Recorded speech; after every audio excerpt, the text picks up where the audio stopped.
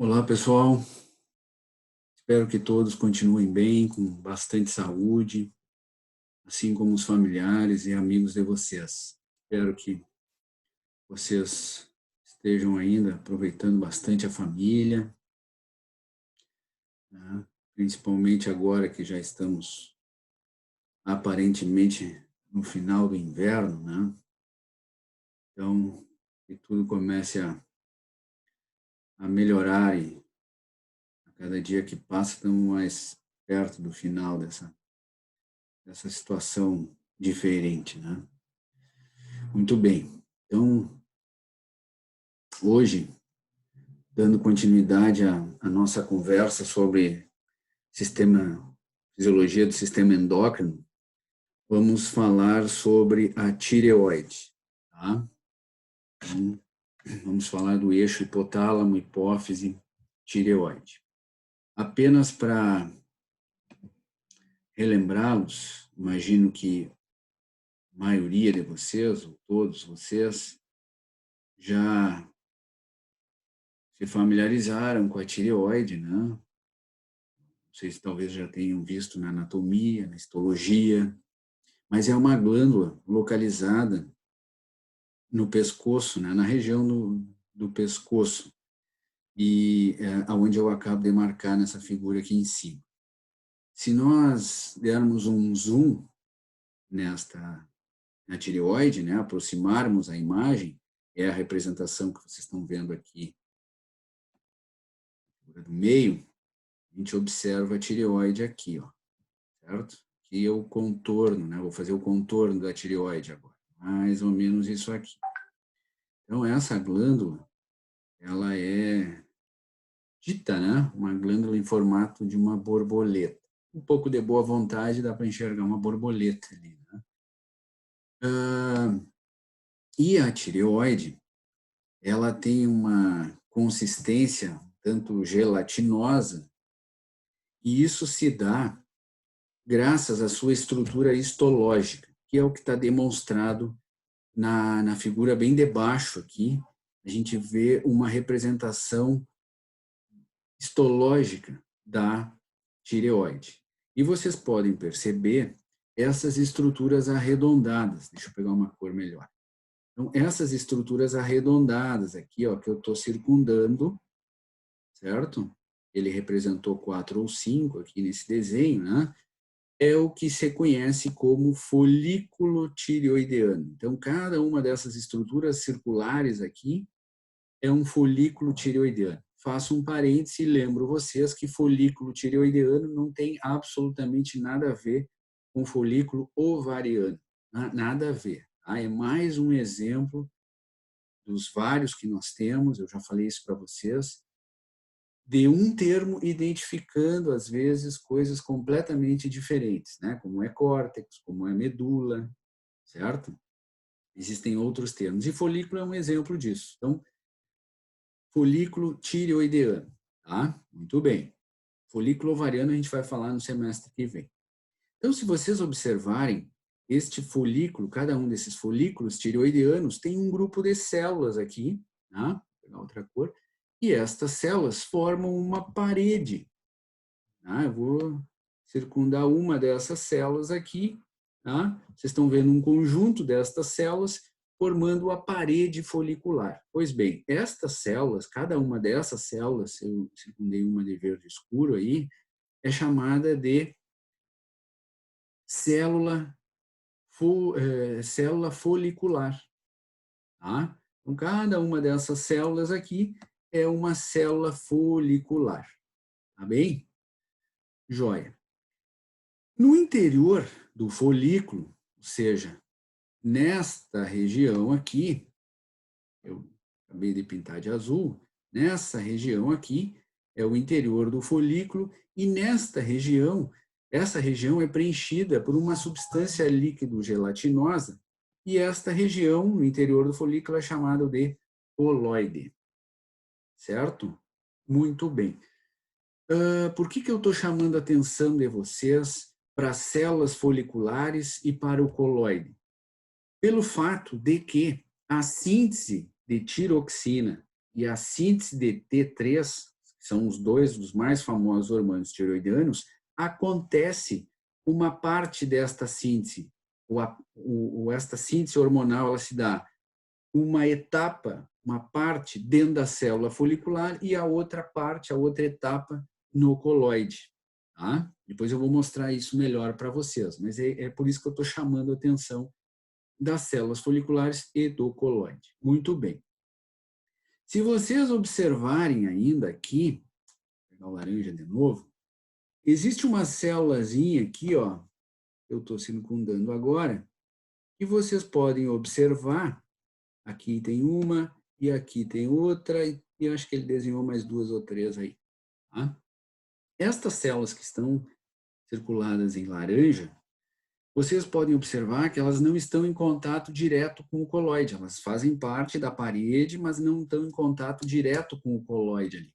Pois estas células aí, que eu sublinhei agora, elas são chamadas de células parafoliculares, ou células C. Estas células parafoliculares, ou células C de Canadá, tá, produzem um outro hormônio, que não é tiroxina e que não é T3, e que não tem nenhuma relação com a função desses 2 hormônios.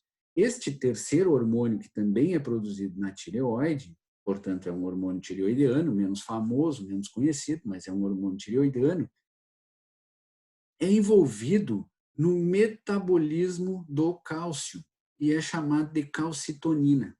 Tá? Então não tem nada a ver com as funções tiroxina e T3. Então, a gente vai falar da calcitonina quando nós falarmos no metabolismo do cálcio. Bem,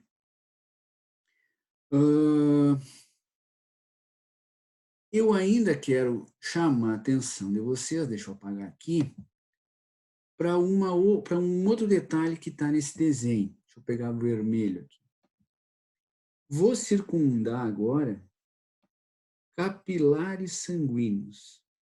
Tá? Aqui tem um capilar, aqui tem outro capilar. A figura está cheia de capilares aí. Aqui tem um terceiro capilar. Isso aqui, para chamar a atenção de vocês, mais uma vez, né, que você sempre tem que imaginar um contato muito próximo dos capilares sanguíneos com as células, seja qual tipo de célula for. Neste caso aqui, células foliculares e parafoliculares. Por que isso? Porque tem muita coisa que está na corrente sanguínea que precisa entrar nas células foliculares. Exemplo, iodo. É fundamental para a produção de tiroxina e T3 a presença do iodo. E da onde vem esse iodo? Vem da corrente sanguínea. Porque todo o iodo que está circulando no nosso sangue é o iodo que nós ingerimos ele. Certo? Na dieta, porque nós não produzimos iodo. Então, nós precisamos ingerir alimentos que sejam ricos em iodo. Tá? E aí tem carnes, né? Tem vegetais também. E, obviamente, a principal fonte de iodo é o sal, né? Todo mundo sabe que o sal ele é iodado, né? É acrescentado iodo no sal. Então, o sal iodado, mesmo que nós consumamos pequenas quantidades de sal, normalmente elas são suficientes, né? Pequenas quantidades diárias de sal são suficientes para dar o aporte que nós precisamos de iodo para produzirmos esses hormônios da tireoide. Tá? Esses peixes, né? Peixes marinhos, peixe de água salgada, às vezes, isso depende um pouco do tipo de solo, mas vegetais vindos de áreas próximas ao litoral, né, também às vezes são ricos em iodo, tá? Mas isso tem uma certa variação de acordo com o tipo de solo, entram outras variáveis. Muito bem. Assim como as células foliculares precisam do aporte de iodo que vem do sangue, estas células foliculares, após produzirem tiroxina e T3, vão liberar esses hormônios aonde? Óbvio, né, pessoal? No sangue. Então, isso justifica essa proximidade grande que existe entre os vasos sanguíneos, no caso, os capilares sanguíneos, né? e as células foliculares e parafoliculares, como qualquer outra célula do nosso corpo. Muito bem. Então, dito isto, né, a ideia, né, que é localizar vocês da onde nós estamos, e nós estamos na tireoide, tá? E agora a gente está dentro da tireoide.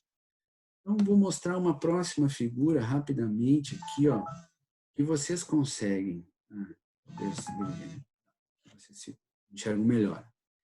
Então, aqui, vocês estão vendo, poxa, aqui vocês estão vendo, mostrado aqui, corrente sanguínea representada aqui, né? Um capilar, certo?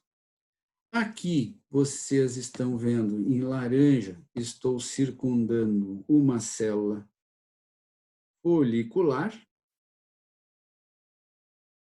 bem? Aqui vocês estão vendo aquela região do coloide, ou seja, interior do folículo, tá bem? E aí vocês observam que ele representou o iodo aqui, né? Que está na corrente sanguínea. Este iodo entra na célula folicular por um transporte ativo, é por isso que tem esse ATP representado aí, atravessa essa célula folicular e sai lá do outro lado da célula, ou seja, chega ao coloide, aqui está o iodo, por um transporte passivo aqui na membrana basal. Então, o iodo vem da corrente sanguínea, atravessa a célula folicular e vai lá para o coloide. Muito bem. Além do iodo, que mais nós precisamos para produzir T3-etiroxina? Precisamos um aminoácido conhecido como tirosina. E o detalhe é o seguinte, as células foliculares sintetizam uma proteína que é chamada de tireoglobulina. E esta tireoglobulina é uma proteína muito rica em aminoácido tirosina, certo? E esta tireoglobulina, então, é sintetizada pela célula folicular e é enviada também lá para o coloide. Pois bem, então, na medida em que lá no coloide existe iodo e tireoglobulina, que é uma proteína rica no aminoácido tirosina, tá? Estamos prontos para produzir T3 e T4. E entram em ação, então, algumas enzimas, chamadas de iodinases, e essas iodinases vão colocando 13 iodos em algumas tirosinas, de forma simplificada, tá? Estou simplificando, e 4 iodos em outras tirosinas. Ou seja, na medida em que nós temos uma tirosina e 13 iodos, daqui a pouco teremos uma molécula de T3. Na medida que nós temos uma tirosina mais 4 iodos ligados nela, nós teremos daqui a pouco uma molécula de T4. Tá bem?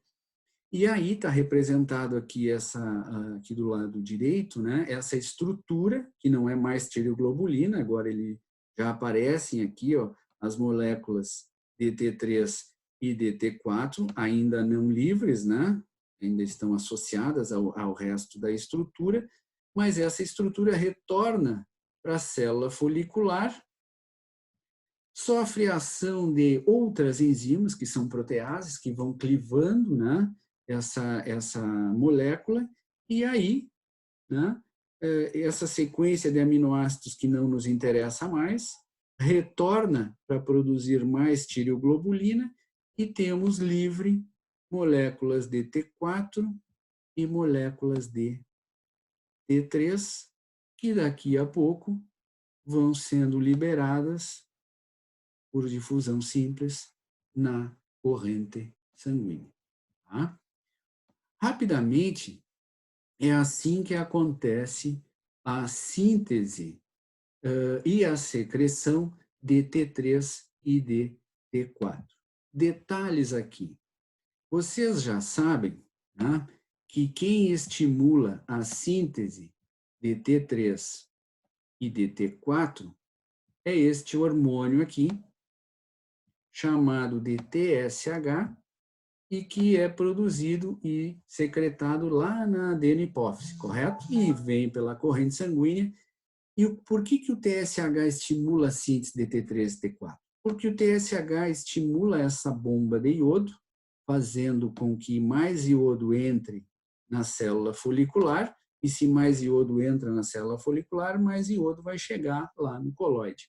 E o segundo ponto que o TSH também estimula é a síntese de proteína tireoglobulina. Então, o TSH vem aqui, estimula a tireoglobulina, essa tireoglobulina é liberada, e aí nós temos, então, iodo mais tireoglobulina, teremos síntese de T3 e TT4. Então, é assim que o TSH estimula a síntese de T4 e de T3.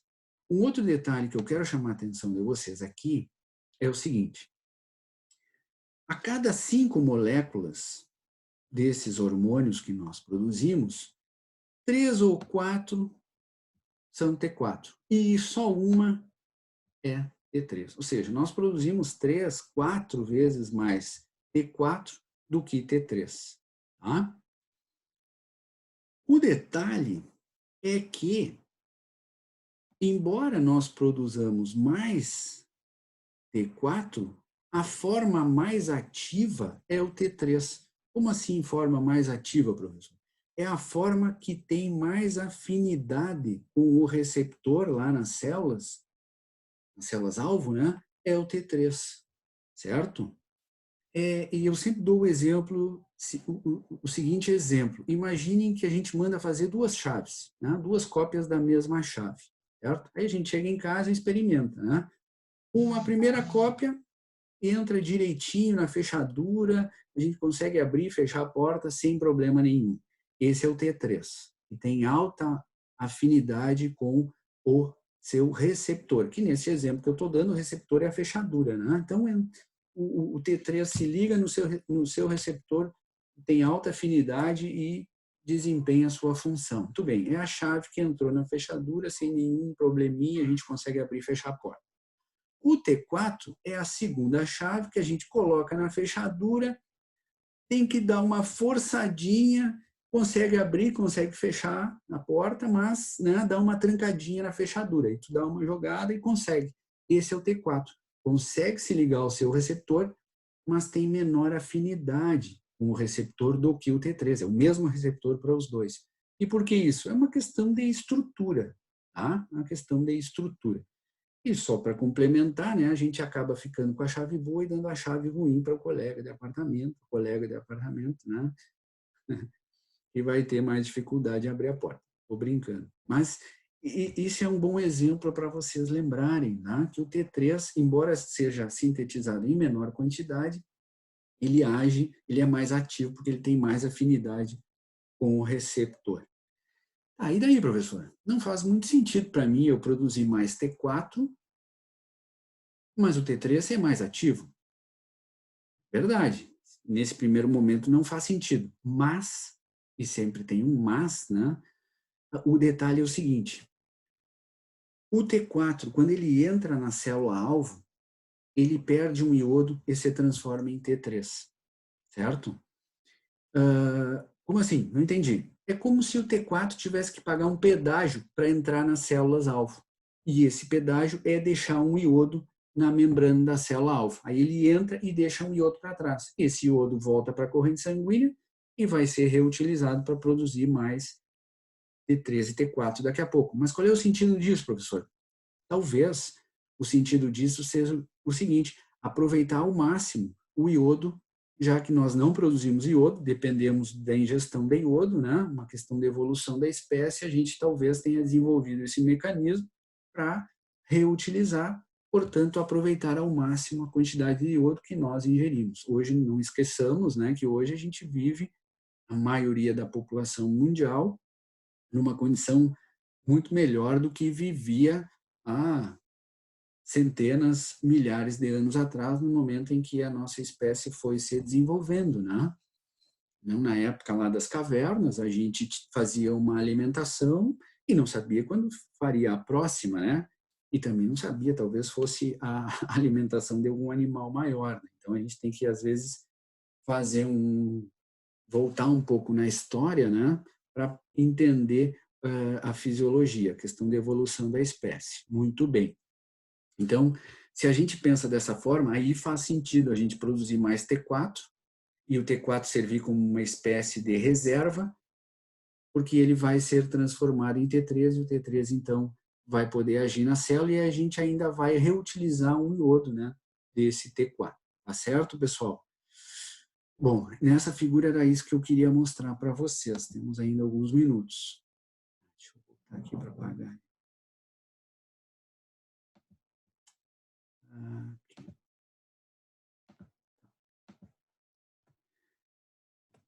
E esta figura aqui, pessoal, mostra para vocês um quadro semelhante ao quadro que nós vimos no hormônio do crescimento e semelhante ao quadro que nós vimos quando falamos em cortisol, na semana anterior, certo? Algumas coisas que aparecem aqui eu já falei, só para reforçar, né? Vocês já sabem, por exemplo, que a célula que produz os hormônios da tireoide são as células, ou é a célula folicular, né? As células que constituem ali os folículos, células foliculares e o coloide, né? Certo? Se nós lembrarmos aqui nessa segunda característica daquela distribuição, daquela classificação, melhor dizendo, dos hormônios lá do início, né? Aquelas três, de acordo com a sua estrutura química, a tiroxina, também chamada de T4, e o T3, também chamado de triiodotironina, elas são classificadas como aminas, tá? Naquele grupo 3 que nós falamos lá, ou seja, derivados de um aminoácido que sofre algum acréscimo, alguma mudança na sua estrutura. No caso, o aminoácido é a tirosina, que recebe o acréscimo dos iodos, né? Por isso amina iodada, que ele usa aqui o termo. Biossíntese, bom, acabo de dizer, né? O que a gente precisa para produzir o hormônio da tireoide é iodo e tirosina, que é o aminoácido e que está em grande quantidade na cadeia daquela proteína chamada tireoglobulina, certo? Que aparece aqui. O transporte, como é que esses hormônios são transportados na corrente sanguínea? Esses hormônios, se vocês lembrarem, eles têm, como eu falei lá no início, eles têm muitas semelhanças com os hormônios esteroides. Portanto, eles são lipofílicos e são hidrofóbicos. Por isso, eles precisam ser transportados na corrente sanguínea ligados a proteínas plasmáticas, né? Algumas globulinas e algumas albuminas, que são proteínas plasmáticas. Meia-vida, tá, da tiroxina. Não esqueçam, tiroxina ou T4. É uma meia-vida longa, de mais ou menos 7 dias, certo? Então, a gente produz mais T4. Esse T4 tem uma meia-vida longa, ele pode ficar uma semana circulando na corrente sanguínea, e na medida em que ele vai entrando nas células-alvo, ele vai perdendo o iodo, se transformando em T3, e o T3 é que vai agindo, tá? Enquanto o T3, também chamado de triodotironina, tá, tem uma meia-vida bem mais curta, de 1 dia. Então, vendo isso, faz todo sentido que a gente produza mais T4, né, do que T3, certo? Em termos de liberação, é uma liberação tônica, ou seja, a tireoide em alguns momentos produz mais, em alguns momentos produz menos, mas ela, né, sempre produzindo T3 e T4. O eixo de controle, ou seja, o eixo é hipotálamo, hipófise gonadal, né? A partir deste neurohormônio hipotalâmico, TRH, que estimula este hormônio adeno-hipofisário, já falei dele, do TSH, que por sua vez vai lá na tireoide, né? E estimula a produção de T3 e T4, certo? Da forma como eu expliquei antes.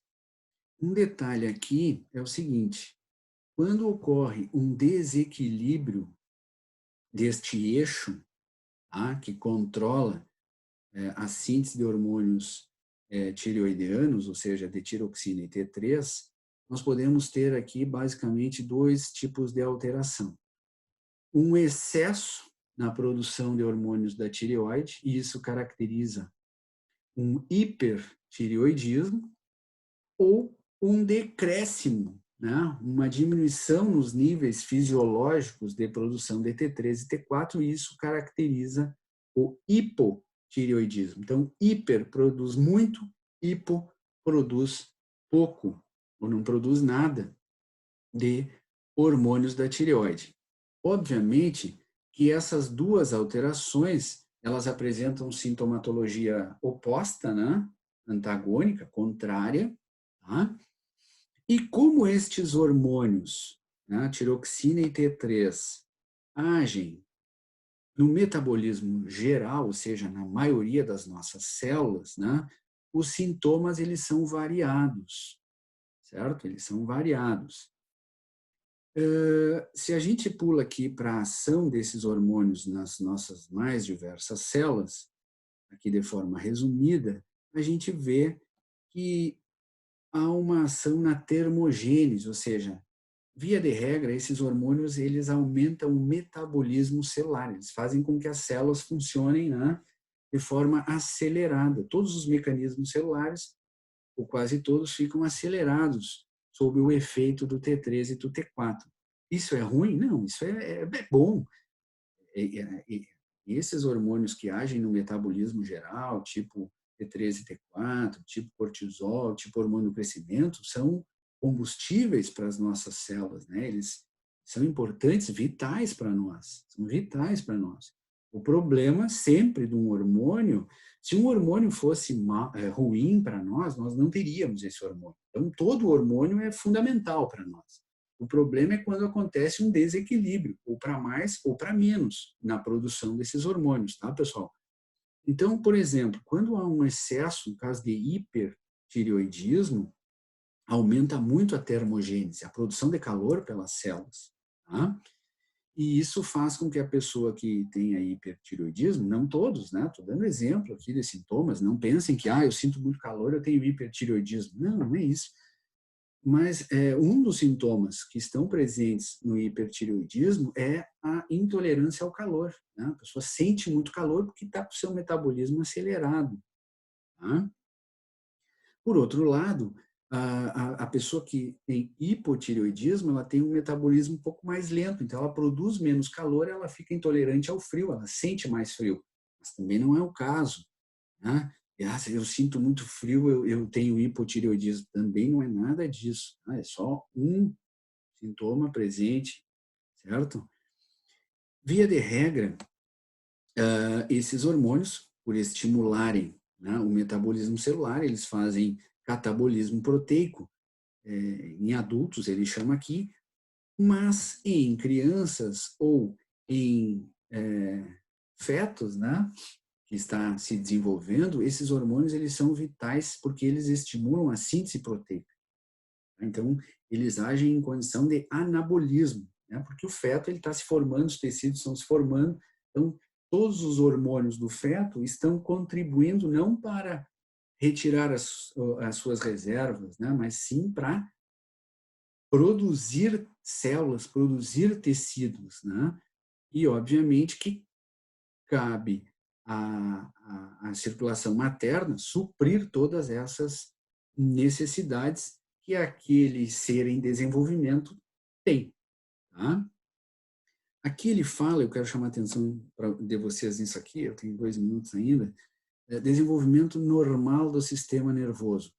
É fundamental tiroxina para o desenvolvimento do sistema nervoso no feto. Por isso que normalmente mulheres que pretendem engravidar, mas isso também já faz parte da rotina, né, exames de rotina, avaliar os níveis circulantes de TSH e de tiroxina, certo? Isso são exames rotineiros de sangue, por isso, principalmente em mulheres que pretendem engravidar, porque esses 2 hormônios em níveis fisiológicos são importantes para o desenvolvimento do sistema nervoso do feto.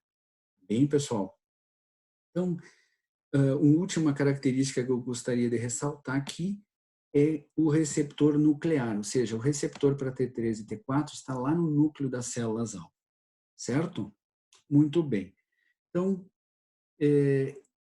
estas são as informações que eu queria passar para vocês sobre hormônios da tireoide, T3 e tiroxina, lembrando vocês 2 coisas. Primeiro, qualquer dúvida, entre em contato por WhatsApp e por e-mail, como vocês têm feito, tá?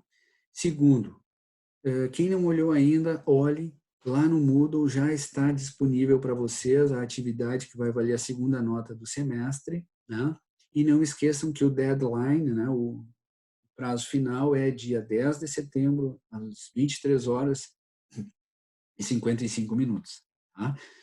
Eu fiz proposital, mesmo que eu não tenha terminado ainda os vídeos, eu tenho mais 1 ou 2 vídeos para mandar para vocês, vou mandar talvez essa semana e na próxima os 2 vídeos. Vocês já podem ir respondendo as perguntas, tá? Foi proposital, vocês não precisam assistir, esperar, vocês precisam assistir, porque é bom para vocês, mas vocês não precisam esperar eu mandar todos os vídeos restantes para começar a responder as perguntas, tá bem? Então, completamos 30 minutos. Desejo para vocês uma excelente semana, tudo de bom, tá?